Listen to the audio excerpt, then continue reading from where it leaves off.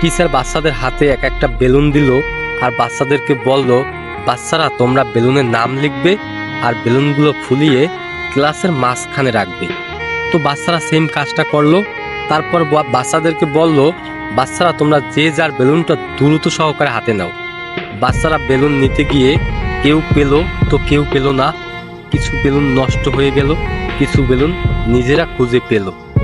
তারপরে কি করলো, যারা পেয়েছে তাদের মনটা খুব ভালো আর যারা পায়নি তাদের মুখটা হলো কালো। তো বন্ধুরা, পরের দিন টিচার আবার সেম গেমটা নিয়ে আসলো। বাচ্চারা আজকে তোমাদের সাথে আবার একটা গেম আছে। কি করলো, আবার বাচ্চাদের হাতে এক একটা বেলুন ধরিয়ে দিল।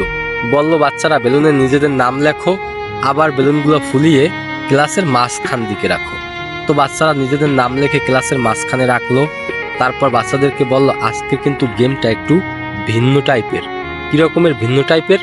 বাচ্চারা তোমরা যে যার বেলুনটা হাতে পাবা, এখান থেকে যাবা, যার বেলুনটা হাতে পাবা তুমি সেই বেলুনটা তোমার সেই বন্ধুকে দিয়ে দিবা। বুঝছো? বাচ্চারা সেই কাজটাই করলো। তখন কি হলো, সবার বেলুনটা সবাই কিন্তু হাতে পেল। তা আজকের গল্পে আমরা কি পেলাম?